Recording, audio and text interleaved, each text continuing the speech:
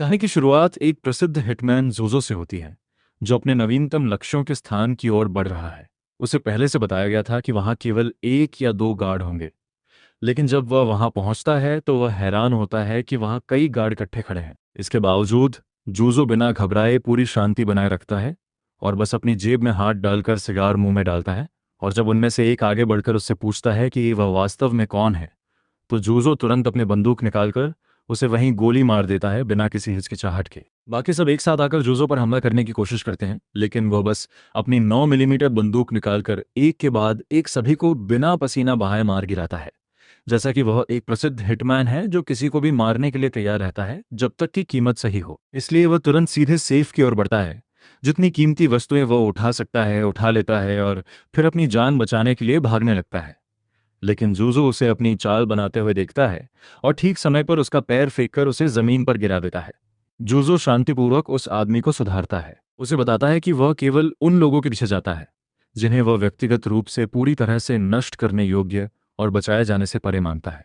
वो आदमी घबराकर वापस मुड़ता है और जल्दी से बंदूक निकालकर जूजो को गोली मारने की कोशिश करता है, लेकिन जूजो पहले ही उसके पीछे खड़ा होता है और एक शक्तिशाली पंच से उसे तुरंत मार गिराता है, जिससे वह पूरी तरह बेहोश हो जाता है। सब कुछ निपट जाने के बाद डिस्पोजल यूनिट साफ सफाई के लिए आती है और इमारत के बाहर जूजो अपने शिष्य मकोटो को डांटता है कि उसने पहले बताया था कि वहां केवल एक या दो लोग होंगे, जबकि वास्तव में अंदर 25 लोग थे। नकोदा अपनी गलती स्वीकार करता है, लेकिन वह यह भी व्यक्त नहीं कर पाता कि वह कितना प्रभावित है कि जूजो ने अकेले ही उन 25 लोगों को मार गिराया। फिर दोनों उस ब्रीफकेस को करीब से देखते हैं जिसे वह आदमी लेकर भागने की कोशिश कर रहा था, और वहां उन्हें कुछ ऐसा मिलता है जो एक तेंदुआ घोंसला लगता है। जूजो उस समय इसके बारे में ज्यादा नहीं सोचता, क्योंकि उसे सच में पता नहीं होता कि वो क्या है या इसका क्या मतलब हो सकता है। अगले दिन वो अपने घर लौटता है और जब वो लिफ्ट में चढ़ रहा होता है तो एक छोटा बच्चा गलती से उससे टकरा जाता है। बच्चा जूजो के डरावने चेहरे को देखता है और तुरंत डरकर तेजी से भाग जाता है। जूजो इसके बारे में ज्यादा नहीं सोचता या इसे परेशान नहीं होने देता, क्योंकि वह सच में कभी भी बच्चों के साथ अच्छा नहीं रहा। वह सोचता है कि काश वह उस समय इस तरह के मामलों में बेहतर होता, शायद उसका पारिवारिक जीवन वैसे ही बन जाता जैसा होना चाहिए था और बेहतर होता। लेकिन फिर वह खुद को याद दिलाता है कि ये पूरी तरह से उसकी गलती नहीं थी, क्योंकि सच ये है कि वह और उसकी पूर्व पत्नी के बीच कोई साझा रुचि या समानता नहीं थी जिससे कुछ बनाया जा सके। हिटमैन के रूप में उसका काम ही उसकी जिंदगी में एकमात्र चीज है, और वह भी कोई जुनून या आनंद से नहीं करता। वह इसे बस इसलिए करता है क्योंकि वह इसमें बहुत अच्छा है और इसके अलावा कोई कारण नहीं है। वह अपने आप से धीरे धीरे सोचता है और महसूस करता है कि उसने एक बहुत ही नीरस जीवन जिया है। तभी नकोदा उसके अपार्टमेंट आता है तो जूजो उससे मिलने जाता है, लेकिन तभी एक तेंदुआ अचानक उसके गले पर डंक मार देता है। यह उसके शरीर में तेज दर्द भेजता है और दर्द में चिल्लाने के बाद वो अंततः जमीन पर गिर जाता है। थोड़ी देर बाद वो एक लैब में जागता है जिसे उसकी पूर्व पत्नी ईरी चला रही है। जूजो उस हत्यारे कंपनी में काम करता है और वो वर्तमान में उनके विज्ञान विभाग में है। ईरी बताती है कि उसकी बेहोशी का कारण तेंदुआ विष था, और जूजो तुरंत समझ जाता है क्योंकि उसने पिछली नौकरी से वो तेंदुआ घोंसला रखा था। वह उसे एक दर्पण देती है और बताती है कि उसे भी अभी पता चला है, लेकिन कंपनी जिसके साथ उसका लक्ष्य जुड़ा था वह एक ऐसी फर्म है जो जीवित जीवों में जेनेटिक मैनिपुलेशन पर शोध करती है। दूसरे शब्दों में, जिसने उसे डंक मारा वह कोई सामान्य तेंदुआ नहीं था। जूजो खुद को दर्पण में देखता है और पूरी तरह से चौंक जाता है कि वो पहले से 20 साल छोटा दिखता है। वह ईरी से पूछता है कि क्या वह कभी वापस बदल सकेगा, लेकिन वह खुद सुनिश्चित नहीं है, इसलिए वे फिलहाल केवल चीजों की प्रगति पर नजर रख सकते हैं। तभी जूजो को अपने बॉस से कॉल आता है, और जब वो बात करता है तो बॉस उसकी आवाज की ऊंचाई सुनकर चौंक जाता है। जूजो स्वीकार करता है कि चीजें काफी अजीब हो गई हैं, लेकिन कहता है कि वो अगली नौकरी कर सकता है। उसका बॉस सोचता है कि वो ऐसा ही कहेगा, इसलिए वो उसे एक परफेक्ट असाइनमेंट देता है। वह चाहता है कि जूजो एक मिडिल स्कूल में शामिल हो। जूजो इस बात को सुनकर तुरंत चौंक जाता है। उसका बॉस समझाता है कि वह इस साल अपनी बेटी को एक खास निजी मिडिल स्कूल में दाखिला दिलाने वाला है, इसलिए वह चाहता है कि जूजो वहां छिपकर अंदर से जांच करे। जूजो पूरी तरह से नाराज हो जाता है, क्योंकि यह ज्यादा बच्चे की देखभाल जैसा लगता है बजाय असली हत्या के। लेकिन ईरी को लगता है कि यह सही है, क्योंकि जूजो खुद मिडिल स्कूल से बाहर हो चुका है।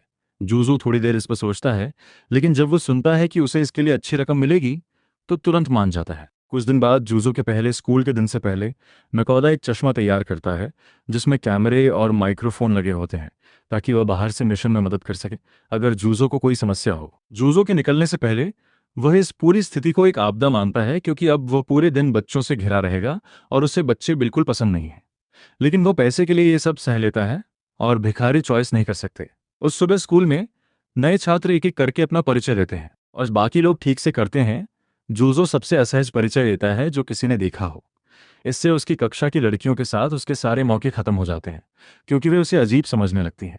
हालांकि कक्षा की एक सुनहरी बालों वाली लड़की उसे विचित्र रूप से दिलचस्प पाती है। जब वह घर लौटता है, नकोदा उसे एक चावल का ऑमलेट बनाकर देता है और जूजो इसके स्वाद से सच में हैरान होता है। इसके अलावा नकोदा उसकी उस दिन की खराब परिचय की बात करता है और उसे याद दिलाता है कि उसे अपनी असली पहचान हमेशा छुपाकर रखनी होगी और कोई भी मुसीबत नहीं करनी चाहिए, क्योंकि इससे उसे निलंबित या निकाल दिया जा सकता है। अगले दिन स्कूल में कक्षाएं शुरू होती हैं और जूजो पहले तो प्रभावित नहीं होता, क्योंकि वह एक मध्यवयस्क व्यक्ति है जो शादीशुदा है और उसकी एक बेटी भी है। इसलिए स्कूल की कोई भी चीज़ उसे आकर्षित नहीं कर सकती। लेकिन वह जल्दी ही गलत साबित होता है जब वह ऋणात्मक संख्याओं की अवधारणा से मिलता है। उसने अपनी पूरी जिंदगी मान लिया था कि संख्याएं केवल ऊपर जाती हैं और उसे पता नहीं था कि ऋणात्मक संख्याएं भी होती हैं। इसलिए उन्हें खोजकर वह सच में मंत्रमुग्ध हो जाता है। बचपन में उसे कभी पारंपरिक शिक्षा नहीं मिली और सीधे संगठन के प्रशिक्षण में रखा गया था, इसलिए ऐसी चीजें सीखना उसके लिए नया था। दिन के अंत तक कक्षाएं खत्म होती हैं और जूजो उत्साहित महसूस करता है, क्योंकि अब उसे एहसास होता है कि एक पूरी दुनिया है जिसे वह पहले कभी नहीं जानता था और जिसे वह सीख सकता है। उस रात स्कूल के बाद नकोदा उसके कमरे में आता है और देखता है कि जूजो वास्तव में पढ़ाई कर रहा है, जबकि पहले वह इस विचार के खिलाफ था। लेकिन जो चीज़ नकोदा को थोड़ा असहज करती है वो ये है कि जूजो इसमें पहले से ही कितना जुनूनी लग रहा है। अगली सुबह एक अजीब व्यक्ति दूर से स्कूल के प्रवेश द्वार की ओर देख रहा होता है। उस स्कूल के दिन के अंत में जूजो ने फिर से कई नई चीजें सीखी और अगले दिन की कक्षा के लिए उत्साहित महसूस करता है। वह घर लौटने का फैसला करता है, लेकिन तभी उसे पास में कुछ हलचल सुनाई देती है, तो वह देखने जाता है। वहां एक एथलेटिक दिखने वाला आदमी पांडा मास्क पहनकर एक सुरक्षा गार्ड को एक किक से गिरा देता है। आसपास के लोग उसे पांडा मास्क के रूप में पहचानते हैं और लड़कियां उसे मजेदार पाती हैं और अपने फोन निकालकर पूरी घटना रिकॉर्ड करती हैं। लेकिन अचानक पांडा मास्क उन दो लड़कियों के पास दौड़ता है जो जूजो के आने के बाद से उससे बदसलूकी कर रही थी और उन्हें आक्रामक रूप से परेशान करने लगता है, जबकि जूजो खड़ा होकर देख रहा होता है। नकोदा उसे याद दिलाता है कि वे लड़कियां उससे कितना बुरा बर्ताव कर रही हैं और कहता है कि उसे उनकी मदद करने की जरूरत नहीं है, क्योंकि उनकी जान खतरे में नहीं है। लेकिन जूजो नकोदा से कहता है कि वो इतना परिपक्व है कि किसी की मदद करने से इनकार नहीं कर सकता, सिर्फ इसलिए कि उसे ज़रूरी नहीं लगता। इसलिए वह हवा में एक इरेजर फेंकता है और उसे गोली मारकर धुआं बनाता है, ताकि कोई न देख सके कि असली अपराधी कौन है। फिर वह पांडा मास्क को एक साफ वार से मारता है और हालांकि यह गंभीर चोट पहुंचाता है, वह चौंक जाता है कि यह उसे पूरी तरह नीचे नहीं कर पाया। लेकिन वह जल्दी समझ जाता है कि उसका ताकत कम हो गई है, क्योंकि वह अब छोटे शरीर में है। आखिरी प्रयास में पांडा मास्क डायनामाइट निकालता है और धमकी देता है कि वह सबको उड़ा देगा। लेकिन जूजो उसके गोले में सीधे पैर मारता है, जिससे वह तुरंत गिर जाता है। फिर डायनामाइट को हवा में उछालता है और उसे गोली मार देता है, इससे पहले कि वो नुकसान कर सके। जब धुआं साफ होता है तो दो लड़कियां जूजो को सामने खड़ा पाती हैं और समझती हैं कि उसने उन्हें बचाया है। लेकिन जूजो पूरी तरह इनकार करता है, कहता है कि असल में कोई अनजान आदमी था जिसने पांडा मास्क को हराया और वह बस सही समय पर वहां से गुजर रहा था, जिससे दोनों लड़कियां पूरी तरह भ्रमित हो जाती हैं। अगले दिन स्कूल में सब सामान्य हो जाता है और जूजो के सहपाठी एक ग्रुप चैट बनाते हैं। केवल यह तय करना बाकी है कि जूजो को उसमें शामिल किया जाए या नहीं। लेकिन वे सोचते हैं कि वो एक अकेला और अजीब आदमी लगता है। लेकिन फिर वो दो लड़कियां जिन्होंने उसे बचाया था उसके पास आती हैं और पूछती हैं कि क्या वह ग्रुप चैट में शामिल होना चाहता है, और ऐसा करते हुए वे दोनों थोड़ा शर्माती हैं और उसे कल की मदद के लिए धन्यवाद देती हैं। जूजो को ग्रुप चैट में होने की कोई खास परवाह नहीं है, लेकिन वो उन्हें निराश नहीं करना चाहता, क्योंकि उन्होंने व्यक्तिगत रूप से पूछा है, इसलिए वो शामिल होने के लिए राजी हो जाता है। उस रात जूजो पूरी तरह से चौंक जाता है, क्योंकि उसका फोन लगातार ग्रुप चैट से नोटिफिकेशन की बारिश कर रहा होता है। नकोदा देखता है कि जूजो तनाव में है तो पूछता है कि क्या वह सिगरेट चाहता है तनाव कम करने के लिए। लेकिन जूजो कहता है कि उसने पूरी तरह से छोड़ दी है, क्योंकि उसका छोटा शरीर अब सिगार सहन नहीं कर सकता और इसके अलावा वह शराब भी नहीं पी सकता। इसके बावजूद जूजो स्वीकार करता है कि वह अपने पुराने शरीर की तुलना में अब कहीं बेहतर महसूस करता है। वह देखता है कि चीज़ें कैसे विकसित होती हैं और सब कुछ समझकर वह अपना ध्यान फिर से होमवर्क करने पर लगाता है। बाद में रात को जब जूजो पढ़ रहा होता है उसे उरी से फ़ोन आता है। वह बताती है कि जिसने उसे डंक मारा वह तेंदुआ प्रकृति में नहीं है। उसके शोध के अनुसार इसे कृत्रिम रूप से बनाया गया था। जिम्मेदार कंपनी मित्सुओका फार्मास्यूटिकल्स है, जो जापान की दूसरी सबसे बड़ी फार्मास्यूटिकल कंपनी है। ईरी फिर एक और महत्वपूर्ण बात जोड़ती है। उस कंपनी के अध्यक्ष की एक बेटी है जो उसी स्कूल में पढ़ती है जहां जूजो है, और वह उसकी कक्षा में भी है। उसका नाम नोरिन मित्सुओका है। इसलिए ईरी सुझाव देती है कि जूजो को उससे संपर्क करने की कोशिश करनी चाहिए। उसे लगता है कि नोरिन उनके लिए ज़्यादा जानकारी दे सकती है कि असल में क्या हो रहा है। अगले दिन जूजो अपनी सामान्य नीरस स्कूल जिंदगी में लौटता है। उन दो लड़कियों ताकादा और बाबा ने उसके प्रति दोस्ताना व्यवहार करना शुरू कर दिया है। वे उसे ग्रुप चैट में ज़्यादा बात करने के लिए प्रोत्साहित करती हैं। जूजो असहज होकर कहता है कि वो कोशिश करेगा। कक्षा में जूजो बार बार नोरिन को देखता है। वो सोचता रहता है कि उससे कैसे संपर्क करे। लेकिन नोरिन केवल एक सुंदर चेहरा नहीं है, वह शारीरिक गतिविधियों में भी माहिर है, खासकर दौड़ में। इसलिए उसकी कक्षा के लड़के उसे देखते रहते हैं, उम्मीद करते हुए कि शायद उन्हें कभी उसके साथ मौका मिलेगा। अगली कक्षा में ईरी फिर से जूजो से संपर्क करती है और याद दिलाती है कि उसे नोरिन से संपर्क करना चाहिए। वह कहती है कि नोरिन के पास उनकी स्थिति के बारे में उपयोगी जानकारी हो सकती है। जूजो अनिश्चित है और कहता है कि उसे शक है कि नोरिन के पास कोई उपयोगी जानकारी होगी। फिर भी ईरी जोर देती है कि नोरिन उनकी सबसे अच्छी उम्मीद है, इसलिए जूजो मान जाता है कि वह कोशिश करेगा। दोपहर तक नकोदा जूजो के चश्मे के स्पीकर से बात करता है। वह जूजो का मजाक उड़ाता है कि वह अकेला है।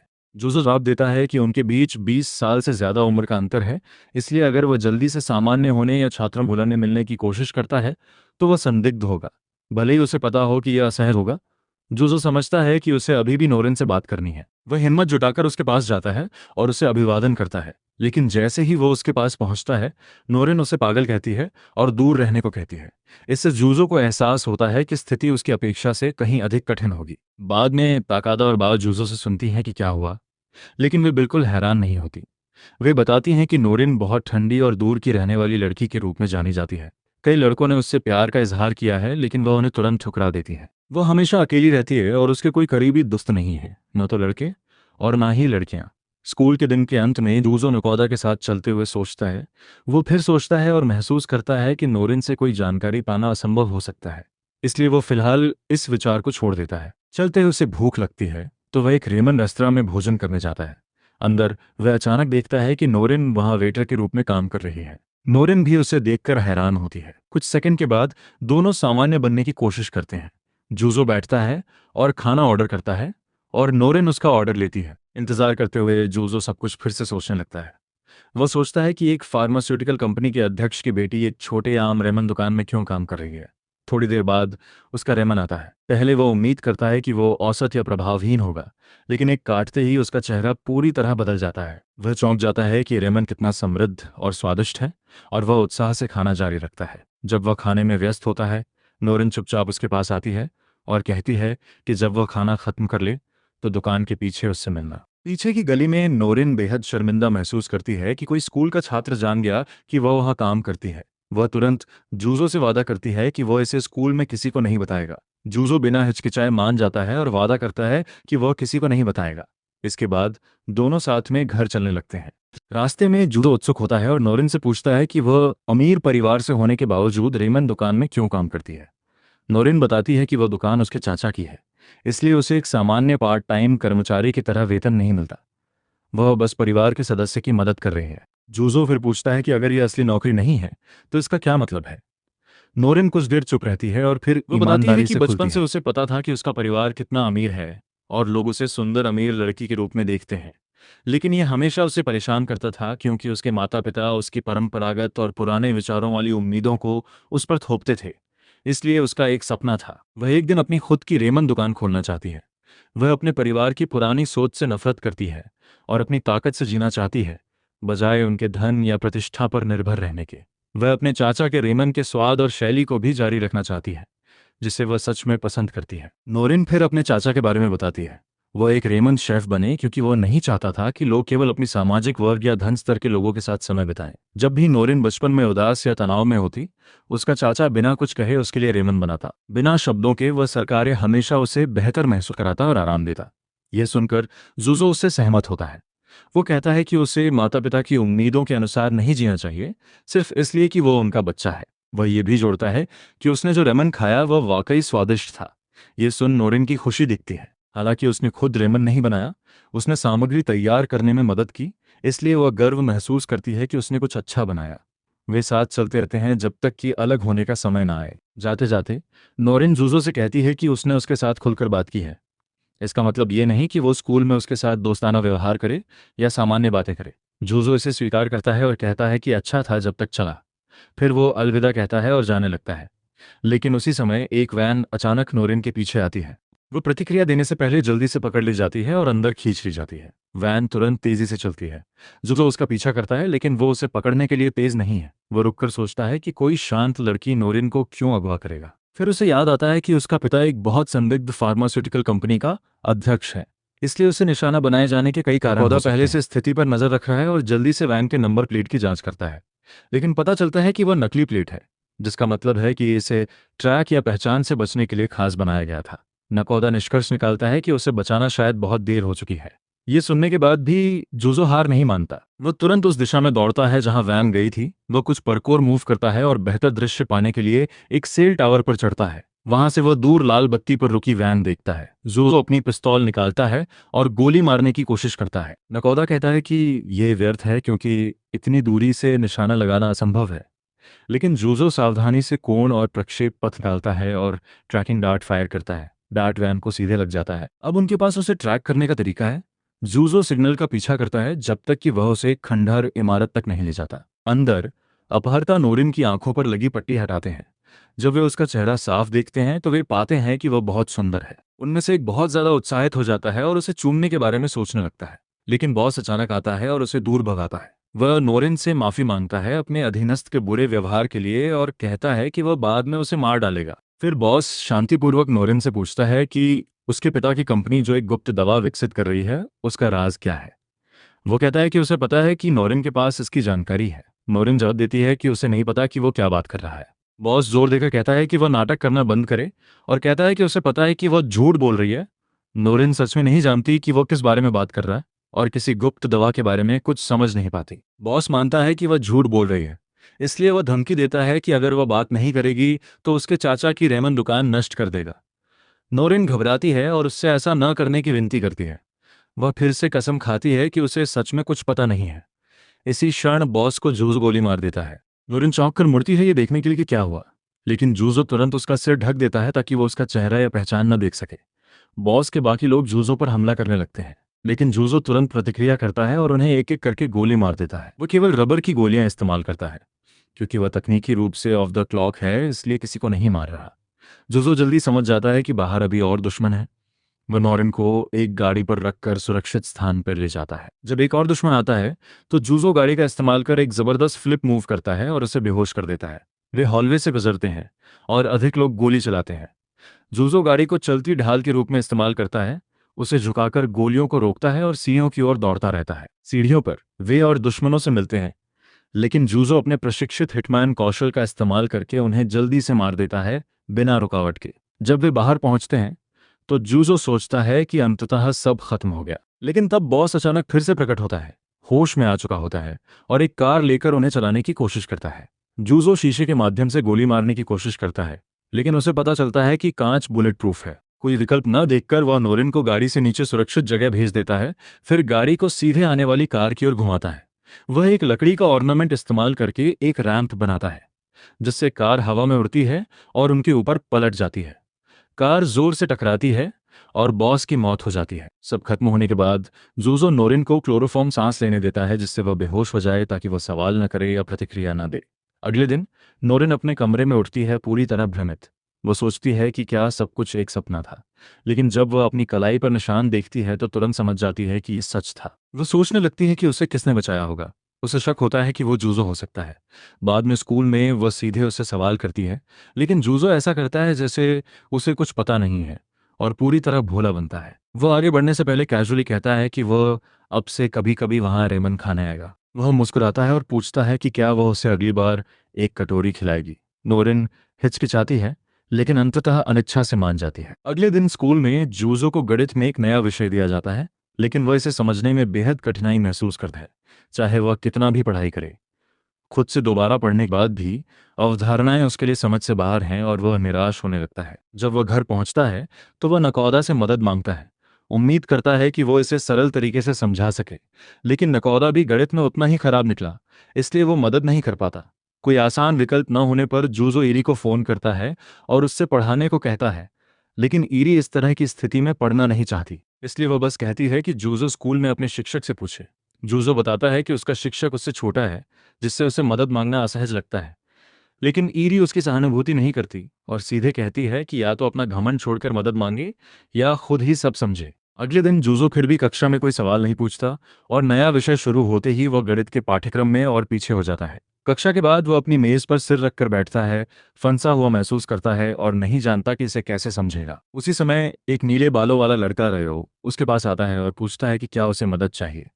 जूजो बताता है कि वह वर्तमान विषय समझ नहीं पा रहा है और ध्यान से सुनने के बाद रयो समझता है कि असली समस्या उसके पुराने ज्ञान में कमी है। वह समझाता है कि जूजो ने शायद कभी मूल अंक गणित पूरी तरह से नहीं सीखी, इसलिए वर्तमान विषय उसे भ्रमित करता है। जूजो जल्दी समझ जाता है कि रयो सही है, क्योंकि उसने अपना अधिकांश बचपन हिटमैन बनने के प्रशिक्षण में बिताया था, बजाय स्कूल की पढ़ाई के। रयो बताता है कि वह भी वहां पढ़ने आता है और सुझाव देता है कि वे नियमित रूप से साथ पढ़ें।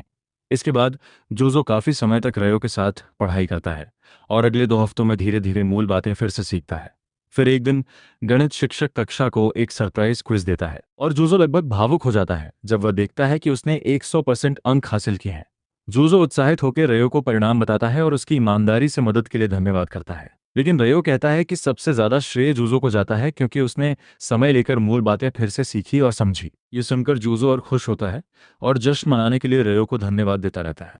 वे साथ में किसी रेस्टोरेंट जाते हैं, लेकिन वहां पहुंचते ही एक आदमी गलती से रयो से टकराता है और उसके लैपटॉप पर कॉफी गिरा देता है। माफी मांगने के बजाय वह आदमी रयो पर गुस्सा होता है, जबकि यह ज्यादातर उसकी गलती थी। इसके बावजूद रयो पहले माफी मांगता है, क्योंकि वह अनावश्यक झगड़े से बचना पसंद करता है। बैठने के बाद जूजो रयो की प्रशंसा करता है कि उसने उसे इतना सिखाया, जबकि वह खुद भी पढ़ाई कर रहा है। जिज्ञासु जूजो रयो से पूछता है कि क्या उसके कोई व्यक्तिगत लक्ष्य हैं।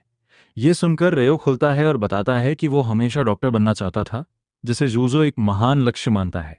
हालांकि रयो स्वीकार करता है कि उसके लिए इसे बोलना थोड़ा शर्मनाक है, और वो बताता है कि जब वो छोटा था उसकी मां बीमार हो गई और अंततः उसकी मृत्यु हो गई। जब उसके पिता वहां नहीं थे तो उसकी दादी उसकी देखभाल करती थी। लेकिन जैसे जैसे समय बीता उसकी दादी की सेहत भी खराब होने लगी और ये देखकर उसे गहरा असर हुआ। उसी समय उसने निर्णय लिया कि वो उन लोगों को लंबा जीवन देना चाहता है, जैसे उसकी माँ और दादी, जो मुख्य कारण था कि उसने डॉक्टर बनने का फैसला किया। जब जूजो ये सुनता है तो वह गहराई से प्रभावित होता है और तुरंत आंसू बहाने लगता है, क्योंकि वो कारण को इतना सच्चा और दिल से महसूस करता है। तभी वह आदमी जो पहले उसकी कॉफी गिरा चुका था उनके टेबल पर आता है और बीच में बोलता है, कहता है कि डॉक्टर बनना मूर्खता और पैसे की बर्बादी है। वह स्वीकार करता है कि वह उनकी बातचीत सुन रहा था और दावा करता है कि रयो की कहानी असंभावित और वास्तविकता से दूर है। यह सुनकर जूजो गुस्सा हो जाता है और उसे मारने का सोचता है, लेकिन रयो जल्दी उसे चेतावनी देता है कि वे हिंसा का सहारा न ले। आदमी फिर जूजो की ओर मुड़ता है और उसका मजाक उड़ाता है, उसे कमजोर कहता है कि वह मध्य विद्यालय के पहले साल के काम में भी संघर्ष करता है। वह दोनों का अपमान करता रहता है, उन्हें बेकार कहता है और नीचा दिखाता है।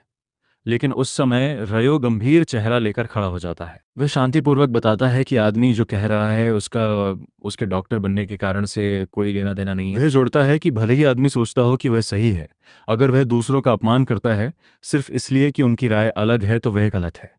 रयो ये भी साफ करता है कि वह चुप नहीं बैठेगा जब कोई जूजो की मेहनत को नीचा दिखाने की कोशिश करेगा। कैफे के अन्य ग्राहक बीच में आते हैं, आदमी को अपनी बातों पर ध्यान देने और परेशानी रोकने को कहते हैं। ध्यान मिलने पर आदमी शर्मिंदा हो जाता है और जल्दी से दुकान छोड़ देता है। इसके बाद जूजो और रयो भी बाहर निकलते हैं और जूजो रयो की प्रशंसा करता है कि उसने उस आदमी का सामना कैसे किया, जिससे वह और भी सम्मानित महसूस करता है। हालांकि कुछ देर बाद जूजो महसूस करता है कि वही आदमी तेजी से बाइक पर उनके पास आ रहा है। वह मानता है कि वह बदला लेने आ रहा है, इसलिए वह खुद स्थिति से निपटने का फैसला करता है। सही समय पर जूजो बाइक के पहिए में डिवाइडर फेंकता है, जिससे आदमी नियंत्रण खो देता है और पुल से नीचे पानी में गिर जाता है। रेयो पानी में गिरने की आवाज सुनता है, लेकिन उसे पता नहीं चलता कि असल में क्या हुआ, क्योंकि वो सारी देर दूसरी तरफ देख रहा था। जब वो पूछता है, जूजो उसे चिंता न करने को कहता है और टाल देता है। अगले दिन जागने से पहले जूजो एक सपना देखता है, जिसमें वह याद करता है कि उसने अपनी बेटी काजुए के साथ कितना कम समय बिताया, क्योंकि वह हमेशा हिटमैन के काम में व्यस्त था। इस नजरिए से देखकर वह पछताता है कि उसने कितना खो दिया। वह जल्दी उठता है और जब नकोदा कमरे में आता है तो वो देखता है कि जगह कितनी गंदी और अस्त व्यस्त है। नकोदा तुरंत सफाई शुरू करता है, जबकि जूजो माफी मांगता है और बताता है कि उसने काफी समय से हाउसकीपर को नहीं बुलाया। नकोदा उसे कहता है कि उसे खुद सफाई करनी चाहिए, लेकिन जूजो मना कर देता है, कहकर कि आदमी ऐसे काम नहीं करते। ये जवाब सुनकर नकोदा समझ जाता है कि जूजो अभी भी अकेला क्यों है, जबकि उसकी उम्र करीब 40 साल है। इसके बाद जूजो स्कूल जाता है और देखता है कि उस सप्ताह क्लब गतिविधियां शुरू हो रही हैं। नकोदा पूछता है कि वह कौन से क्लब में शामिल होगा, और जूजो बताता है कि वह शायद एथलेटिक क्लब से बचेगा, क्योंकि वह बाकी लोगों से बहुत अलग दिखेगा। यह बताने के लिए वह एक पिचर की ओर बेसबॉल इतनी तेजी से फेंकता है कि यह असामान्य लगती है, जिससे स्पष्ट होता है कि उसकी क्षमताएं सामान्य से बहुत ऊपर हैं। बाद में कक्षा में जूजो रयो से पूछता है कि वह किस क्लब में शामिल होना चाहता है, और रयो कहता है कि वह कैंडो क्लब में शामिल होगा क्योंकि उसने बचपन में इसका अभ्यास किया था और उसे पसंद है। जूजो फिर रयो को बताता है कि वह किसी भी एथलेटिक क्लब से दूर रहेगा और सांस्कृतिक क्लब जैसे होम इकोनॉमिक्स क्लब में शामिल होगा। उसी समय रयो की बड़ी बहन चिसातो अचानक प्रकट होती है और जूजो की बांह अपने हाथ में ले लेती है, जैसे वह उसे अच्छी तरह जानती हो। वह खुद को होम इकोनॉमिक्स क्लब की अध्यक्ष के रूप में परिचित कराती है और बताती है कि रयो ने उसके बारे में काफ़ी कुछ बताया है, जिससे वह जूजो के बारे में उत्सुक हो गई है। वह जूजो को क्लब की बैठक में आने का निमंत्रण देती है, और जाते जाते वह मजाक में धमकी देती है कि अगर वह नहीं आएगा तो वह रयो को उससे मिलने से रोक देगी। चूंकि जूजो अपना पहला असली दोस्त खोना नहीं चाहता, इसलिए वह बैठक में जाने का फैसला करता है। जब वो पहुंचता है तो क्लब की पहली गतिविधि चावल की गेंदें और मिसो सूप बनाना होती है। जूजो इधर उधर देखता है और आश्चर्यचकित होता है कि क्लब में कई लड़के भी हैं, क्योंकि उसने सोचा था कि ये केवल लड़कियों का क्लब होगा, क्योंकि इसमें खाना पकाने और सिलाई पर ध्यान है। गतिविधि शुरू होने से पहले चिसातो जूजो के पास आती है और एक शर्त लगाती है। वह कहती है कि अगर वह उस दिन की गतिविधियों में भाग लेता है और फिर भी उन्हें उबाऊ पाता है तो वह जीत जाएगा, और वह अगले 6 महीने तक उसकी देखभाल करेगी। लेकिन अगर वह आनंदित होता है तो वह जीत जाएगी और उसे क्लब में शामिल होना पड़ेगा।